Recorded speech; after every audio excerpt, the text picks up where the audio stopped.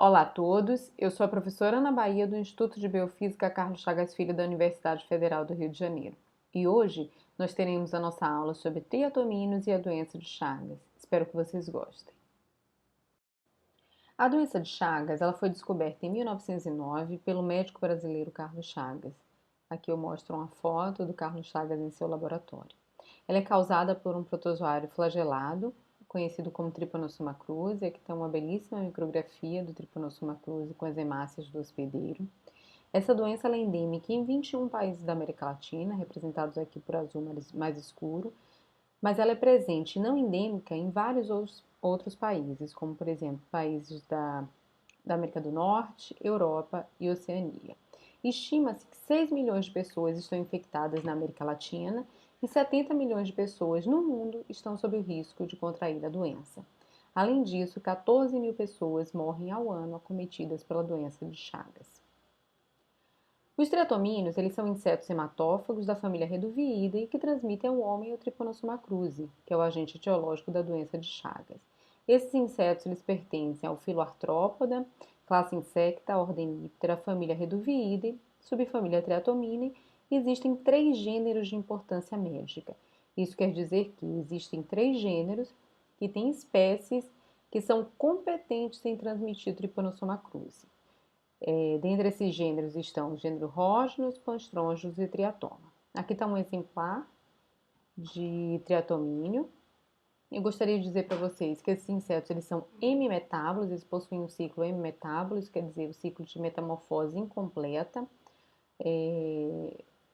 onde do ovo sai uma miniatura do inseto adulto.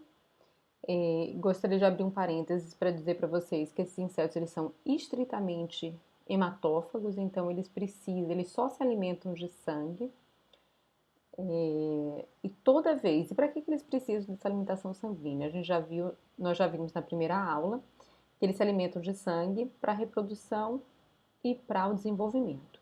Então aqui, uma ninfa de primeiro estágio, ela se alimenta de sangue, faz a muda, cresce, vira uma ninfa de segundo estágio. E assim consecutivamente até chegar na ninfa de quinto estágio, que se alimenta de sangue, faz a muda e vira um adulto macho ou fêmea. O que tem de diferente desse inseto adulto para a ninfa? O tamanho, obviamente, mas também a presença de asas e o aparelho reprodutor, que agora no adulto é maduro.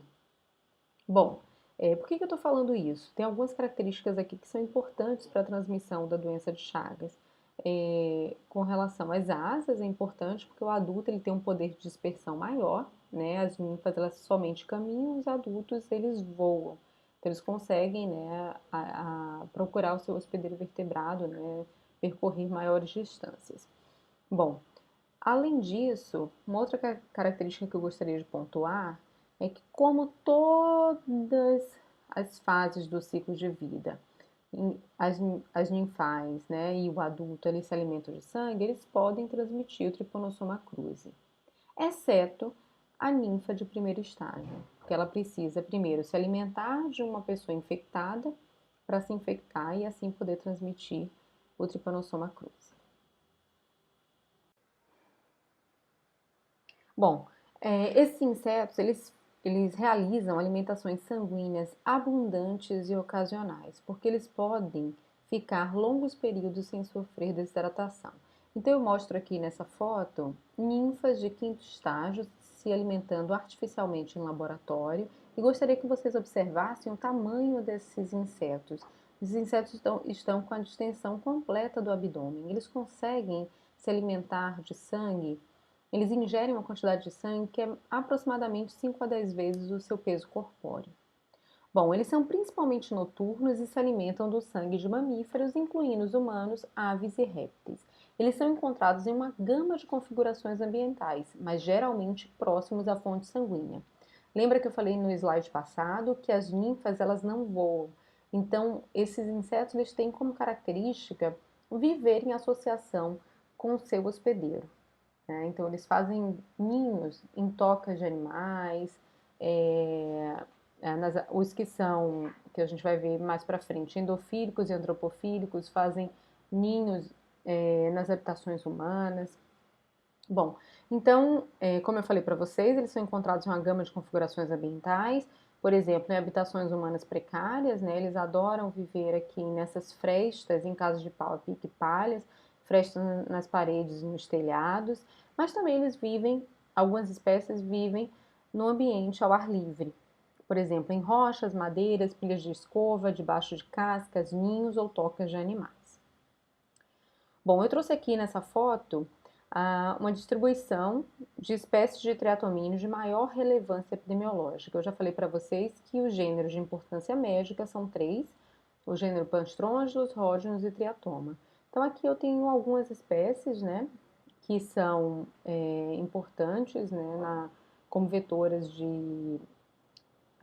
do Trypanosoma cruzi, e gostaria de destacar as que estão em vermelhas, né, Triatoma de Mediata, Infestas, Panstrongelus megistus, Triatoma brasiliensis e Rhodanus prolixus, que são insetos que têm uma maior relevância epidemiológica, e a gente vai ver o porquê no próximo slide. Bom, como se dá a transmissão da doença de Chagas? São descritos três ciclos: ciclo silvestre, peridoméstico e doméstico. Eu vou começar pelo ciclo silvestre. No ciclo silvestre, ocorre a transmissão, né, a manutenção do Trypanosoma cruzi aqui no ambiente silvestre de matas, onde esse parasito ele circula entre hospedeiros vertebrados silvestres e insetos triatomíneos silvestres. Bom, mas algumas espécies de triatomíneos eles se adaptaram a viver no peridomicílio e domicílio, onde eles se alimentam de sangues, né, de animais que vivem nesses dois ambientes. Bom, então no ambiente peridoméstico, esses insetos eles se alimentam de sangue de porcos, galinhas, cabras, cães, né? Então o parasito ele transita, né? Ele se mantém nesses animais e nesses triatomíneos. E eventualmente no ambiente peridoméstico eles podem também picar o homem e transmitir Trypanosoma cruzi. Bom, os insetos que fazem o ciclo doméstico são insetos que se adaptaram a viver dentro do domicílio, ou então invadir essas casas para picar os humanos.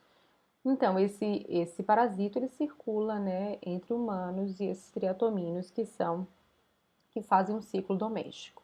E agora eu gostaria de trazer alguns conceitos que nós vimos na primeira aula, que são os conceitos de zoofilia versus antropofilia e endofilia versus exofilia.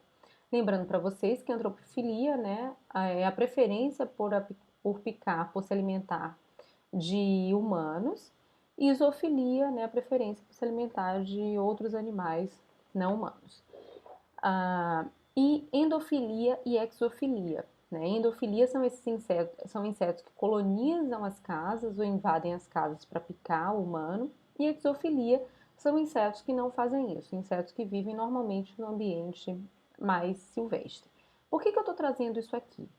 Porque os insetos que têm uma maior relevância epidemiológica, nós vimos algumas espécies no slide anterior, né, como por exemplo Rhodanus prolixus e Triatoma infestans, eles são vetores principais do Trypanosoma cruzi porque são insetos que são extremamente antropofílicos, então preferem picar humanos, e são endofílicos, são insetos que fazem ninhos, que vivem nas habitações humanas ou então invadem essas habitações para se alimentar dos humanos.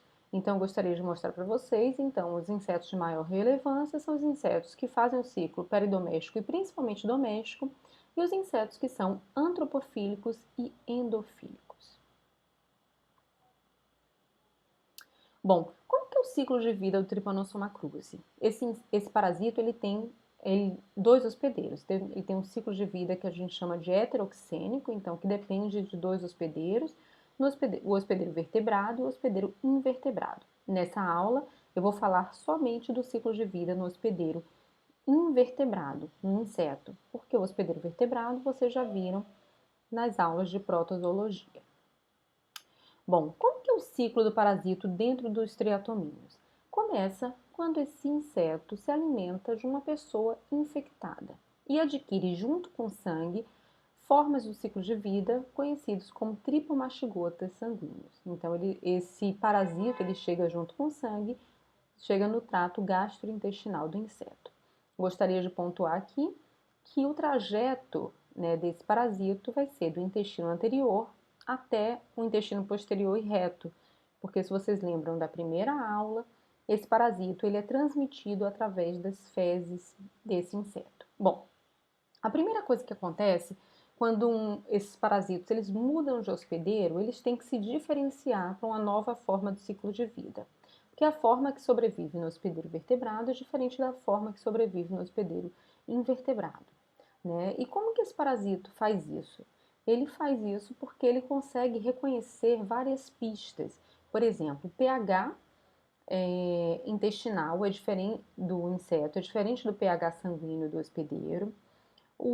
A temperatura do hospedeiro invertebrado é menor do que a temperatura do hospedeiro vertebrado.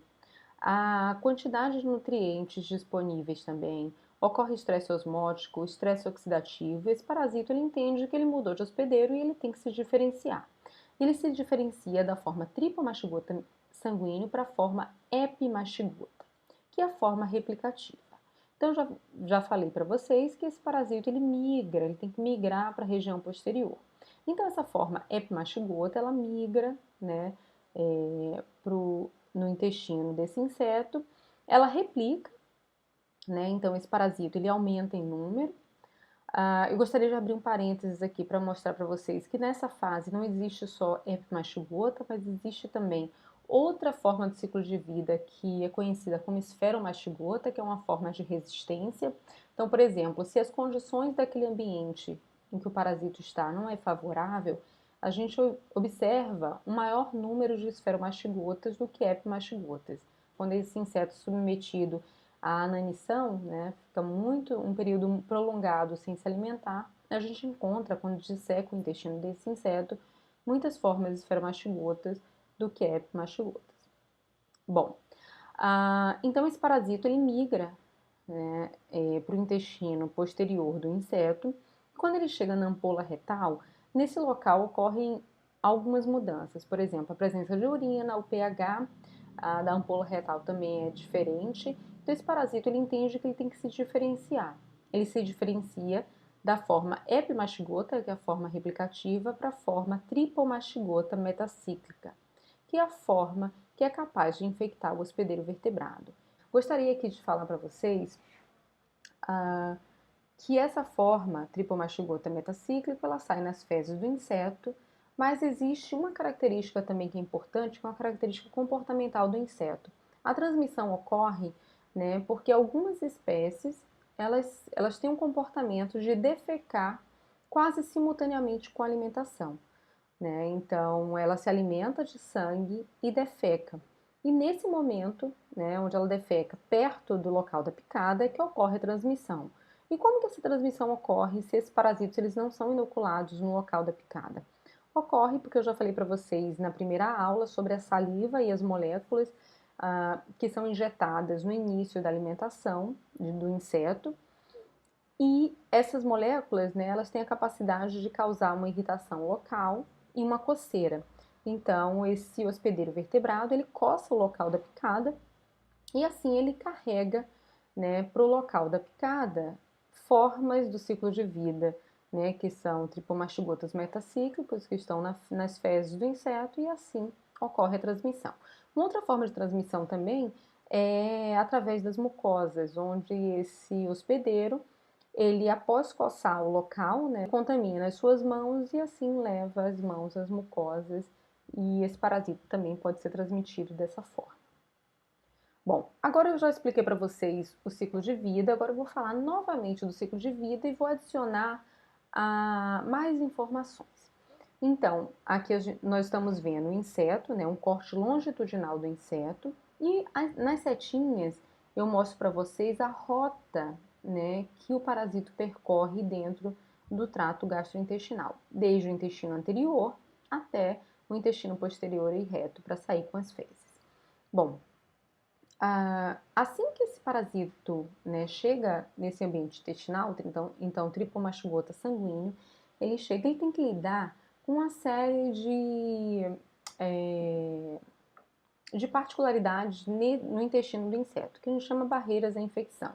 Por exemplo, tem que lidar com as enzimas digestivas, diferenças de temperatura, osmolaridade, pH. Algumas moléculas, né, imunes, lectinas, aglutininas, como também peptídeos antimicrobianos que são produzidos, né, em resposta à infecção, à presença desse parasito e também fatores nutricionais. Bom, isso tudo faz com que esse parasito, se ele conseguir vencer todas essas barreiras, né, ele se transforma de tripomastigota sanguíneo para epimastigota, que é a forma replicativa. E esse parasito ele migra através desse epitélio intestinal, ele prolifera, replica, e além disso, existe uma etapa que eu não falei no slide anterior, que é a ligação desse parasito à membrana perimicrovilar, que é muito importante. E essa ligação se dá através de algumas moléculas, como glicoinositol, fosfolipídio, proteína e glicoproteína. Essa infecção só é estabelecida se essa etapa ocorrer, né, a ligação desse epimastigota à membrana perimicrovilar do intestino do inseto. Bom, além disso, esse parasito depois ele se desliga dessa membrana e migra para a região posterior do intestino e reto. E aqui eu já falei para vocês que na ampola retal, né, esse parasito, através da presença de várias moléculas, né, diferença de pH, presença de urina, ele se diferencia, né, ele sofre metaciclogênese, então se diferencia de epimastigota para o tripomastigota metacíclico, que é a forma que sai nas fezes e assim infecta o novo hospedeiro vertebrado. Bom, já tem sido descrito, né, que vários constituintes, né, do inseto que são importantes. Então, nesse trabalho aqui foi mostrado que a secreção de hormônios, né, é importante nessa etapa, por exemplo, o hormônio protoraxicotrópico, que estimula a secreção da ecdisona, que é um outro hormônio que causa a maturação dessa membrana perimicrovilar, que proporciona então a ligação do parasito e o estabelecimento da infecção. Bom, além disso, nós vimos também na primeira aula sobre o papel da microbiota no estabelecimento da infecção, né, de parasitos, de patógenos nos insetos. Então aqui Castro e colaboradores em 2012, eles mostraram que a depleção da microbiota bacteriana facilita o desenvolvimento do Trypanosoma cruzi em rógenos prolixos. Então eu quero mostrar para vocês aqui, eu trouxe um gráfico desse trabalho. Então nesse eixo aqui estamos vendo parasito, né, número de parasitos, aqui dias após a infecção. As bolinhas azuis são insetos somente infectados com Trypanosoma cruzi, as bolinhas verdes são insetos previamente tratados com antibiótico antes da infecção com Trypanosoma cruzi. Então, nesses insetos ocorreu a depleção da microbiota bacteriana. Então, se nós comparamos aqui as medianas, o que nós podemos ver é um aumento do número de parasitos nos insetos que são tratados com antibiótico, em todos os períodos, né, após infecção. Então, isso quer dizer que a microbiota bacteriana é importante no controle, né, desse parasito dentro do intestino dos insetos. E aqui o mesmo grupo, em 2010, mostrou, né, que uma bactéria, a Serratia marcescens, ela é capaz de impedir, né, bloquear parte da infecção do Rógenos prolixus por Trypanosoma cruzi por se ligar à superfície deste parasito. Nós vamos falar agora do papel do triatonino na transmissão oral do Trypanosoma cruzi. Nós vimos até agora o papel desse inseto na transmissão biológica, né, como vetor biológico do Trypanosoma cruzi. E como que ocorre a transmissão oral desse parasito? Ocorre através da ingestão de alimentos contendo, né, o Trypanosoma cruzi. E por que acontece? Por conta da falta de higiene durante a colheita até a comercialização deste alimento. Pode ocorrer de duas formas, através de fezes de insetos infectados em alimentos, ingredientes, equipamentos ou utensílios, e também através da trituração desses insetos infectados durante o processamento do alimento. É muito comum no norte do país, né, as pessoas colhem esses frutos, esses alimentos e trituram no meio da mata. E para fazer isso, eles usam um triturador, né, contendo uma fonte luminosa.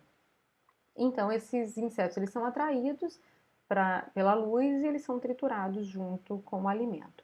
Eu trouxe aqui um desenho esquemático dessa primeira forma, onde nós temos insetos, né, aqui a cana-de-açúcar contendo a fezes do inseto. Então, se esse inseto estiver infectado, essas fezes conterão formas do parasito que serão trituradas, né, junto com a cana-de-açúcar e depois ingeridas por um humano. E assim, dessa forma, o Trypanosoma cruzi ele é transmitido de forma oral. E eu trouxe aqui duas fotos, né, de alimentos do açaí da cana-de-açúcar, porque a maior parte dos casos que são reportados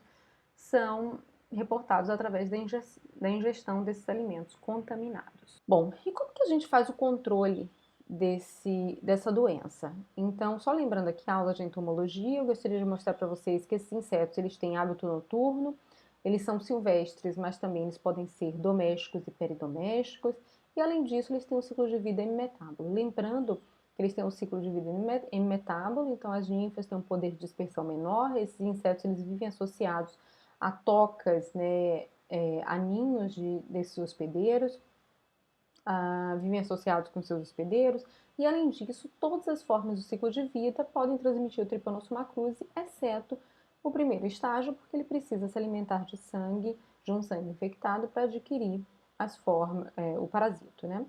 Bom, e como que ocorre, então, como que a gente pode controlar? Pensando nisso tudo. Então, principalmente, o controle da doença de Chagas é basicamente feito através do controle vetorial. Né? E como se faz isso? Então, controlando os insetos. E como que a gente controla esses insetos? Primeiro, fazendo a melhoria das habitações para reduzir o contato daqueles insetos que são antropofílicos e endofílicos, né, com as habitações humanas, né? Então, a gente faz a melhoria das habitações, impedindo que esses insetos façam ninhos, colonizem as habitações humanas. E além disso, pulverizando inseticida. Eu gostaria aqui de abrir um parênteses para dizer para vocês que o Triatoma infestans, que era o principal vetor de T. cruzi no Brasil, ele foi erradicado através de anos, né, de borrifação de inseticida, através de anos utilizando controle químico, onde esses agentes de saúde iam de casa em casa borrifando inseticidas nas habitações. Bom, além disso, né, pensando no controle vetorial, na melhoria das casas, pulverização de inseticidas, também existe a possibilidade de usar mosquiteiro e tela, né? Então, você tela as portas e janelas e usa mosquiteiro, você reduz o contato entre esse inseto e os humanos. Bom, pensando nas outras formas de transmissão, né, a transmissão oral é a realização de boas práticas de higiene dos alimentos, também aumentando a testagem de doadores de órgãos, tecidos e células, e além disso, usando protocolos de segurança padrão para a prevenção de acidentes de laboratório. Bom, nós chegamos ao fim de mais uma aula. Eu espero que vocês tenham gostado e tenham aprendido bastante. Até a próxima!